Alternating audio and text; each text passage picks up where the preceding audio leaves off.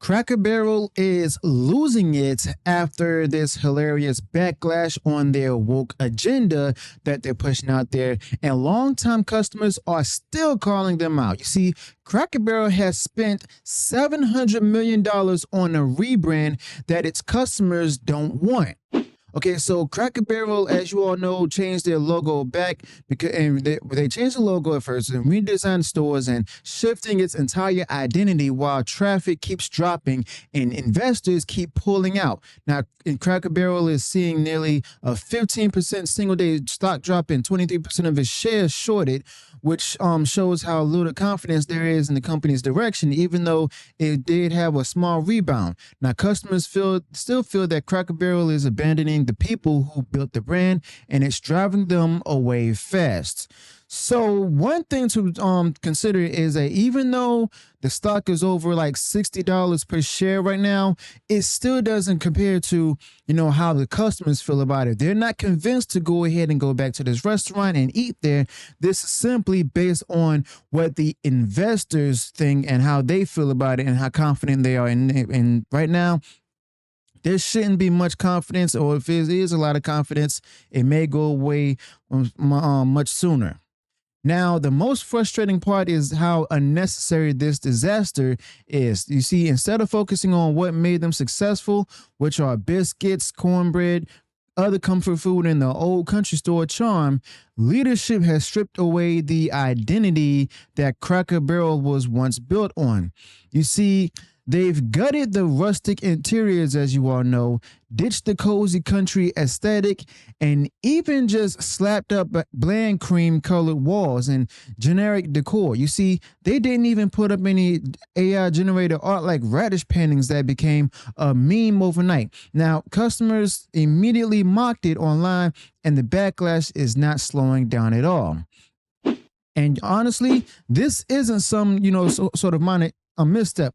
Cracker Barrel's leadership wanted to chase an entirely new audience, as you all know, that has never been loyal to them and never will. They've removed the senior menus, started selling alcohol, and pitched the chain as a trendy, modern brunch destination. But in doing so, they also alienated the very people who kept them in business for decades, okay? And also the older diners, traveling families, and even the loyal customers that still showed up who loved the comfort food atmosphere felt abandoned. And instead of just strengthening their core audience, they're just burning it down to impress a demographic that is not showing up at all.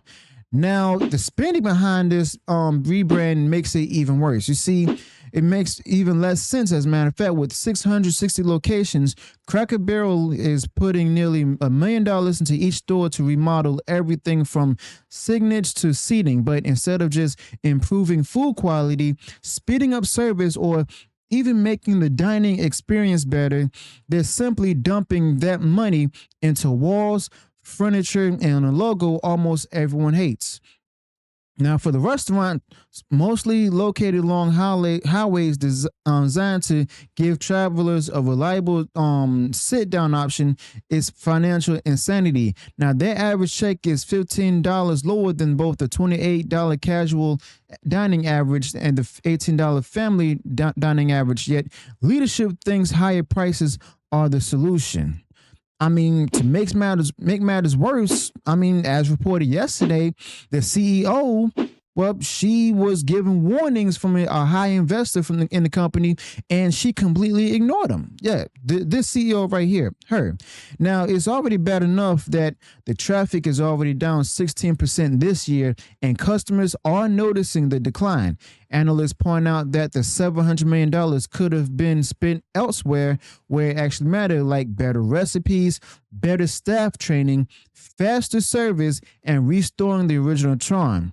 Seems to me that they just went on ahead and took that money and simply just put it into something that they wanted to go ahead and invest it in, which came to the name change as well as the restaurant change itself. And instead, Cracker Barrel did force a modernized vibe into these locations where the entire appeal was that they didn't feel modern. Now, the company is making its restaurants look like generic chains and stuff instead of the unique and cozy stores that people stopped for on road trips. And that's why customers are still walking away. Now, the new logo did kick off a big PR nightmare all on its own. You see, it was supposed to be a harmless update, okay? And it turned into a lightning rod for criticism. Social media roasted the design, saying that it looked soulless and cheap, and the outrage spooked investors immediately. Now, that 15% single day stock drop before wasn't just about, aesthetics. It was about trust. And Cracker Barrel customers actually still feel like the leadership doesn't understand what made the brand work. And investors agreed with her, well, at least most of them. And instead of just calming things down, the Cracker Barrel just made it worse with half-hearted statements where they blame poor messaging instead of just taking accountability and owning up to the bad decisions. Now, the CEO's response on Good Morning America, as you all remember, only alienated the audience even further. Instead of, addressing customer concerns about losing menu staples, outdated service, and bland remodeling, the focus was simply on defending the modernization push and talking up alcohol sales. That's not why people go to Cracker Barrel. You see, they don't want $12 cocktails. They want dumplings, meatloaf, biscuits that actually has a good recipe, and the nostalgia of a place that feels consistent and familiar. The decision to turn the chain into something it was never meant to be is why the backlash hasn't slowed down at all. And that's saying a lot right there. Now, when you actually look at the numbers, it got worse. You see, Cracker Barrel is valued at around $1.2 billion, but the leadership has committed more than half the company's worth right into the failed redesign. It doesn't add up, and there's no way that Signet swaps paint jobs and the new chairs cost this much unless money is being mismanaged. Now, spending $1 million per location to erase your identity is a losing strategy. Customers didn't demand it. Investors didn't demand it. It's being done because leadership is convinced that chasing the, quote, modern relevance will magically solve their problems. But it hasn't. Now, behind the scenes, major firms like BlackRock and Vanguard control over 25% of Cracker Barrel's shares, and it shows. You see, these investment giants are known for pushing the woke corporate shifts toward the broader modernization initiatives, often ignoring the loyal customers who actually built these brands. Now, we've seen this story before with other companies, and guess what? The results are almost always the same. Alienated audiences, declining traffic, and collapsing value. You see, Cracker Barrel is following the same exact playbook. Now, the in-store experience at Cracker Barrel has taken a massive hit. Wait times are longer, staffing issues keep piling up, and long-time staples are disappearing from menus. Heck, even the possibility of losing unlimited biscuits and cornbread, a core part of the Cracker Barrel dining experience has customers mad. On top of that, selling alcohol at highway adjacent locations without properly training servers on over service laws introduces a whole new set of risks for Cracker Barrel. Now, it's a chaotic mix of poor planning and bad priorities and chasing trends that don't align with the customer base. You see, Cracker Barrel used to actually thrive because it knew its audience and leaned into what made it unique. The CEO couldn't even get that right either, but then again, she was jumped from job to job. Now, travelers actually relied on it for consistent food, reliable service, and nostalgic environment. And you couldn't find a fast food, and you can't find in fast food chains.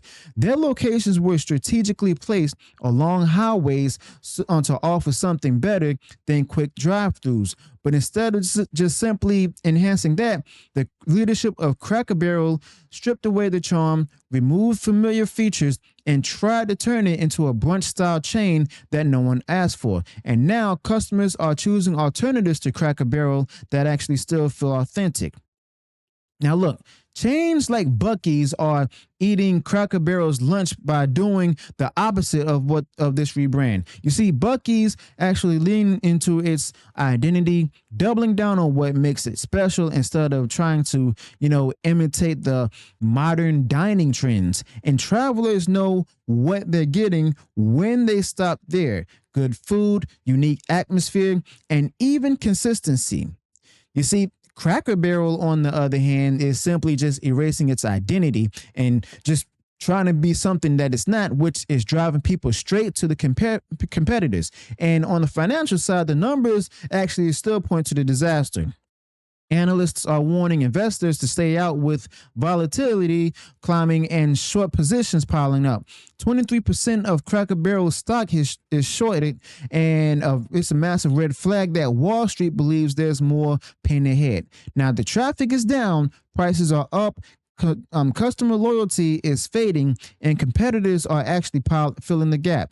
Spending $700 million on a rebrand while alienating your audience is not a recovery strategy. It's just simply a fast track to collapse. And this isn't, just about changing a logo or paint color. It's about leadership that's fundamentally misunderstanding their own businesses. Customers value Cracker Barrel because it stayed consistent when everything else simply just became modernized and soulless. You see, Cracker Barrel, the customers came to Cracker Barrel for tradition, comfort, and familiarity, not AI art, sterile interiors, or overpriced drinks. And by chasing an audience that never wanted them while abandoning the one they had, the company has created a crisis of trust with both drivers and investors, okay? Well, diners, I mean. Now, Cracker Barrel is at a crossroads where they can either just keep doubling down on a $700 million rebrand that's actively alienating their core audience, or they can just admit the mistake and then pivot right back to what made them successful in the first place, which is simply authenticity, quality, and tradition. Every day they wait, recovery gets harder. Competitors are winning, investors are pulling out, and customers are simply walking away. Without a course correction, this particular brand risks becoming another cautionary tale simply about just what happens when leadership actually ignores the people who built them. So let me know your thoughts about this in the comments below. Be sure to smash the like button, share the video far wide across social media, subscribe to the channel, turn on the bell for future uploads, notifications, and I'll see you all in the next one. Until then, peace.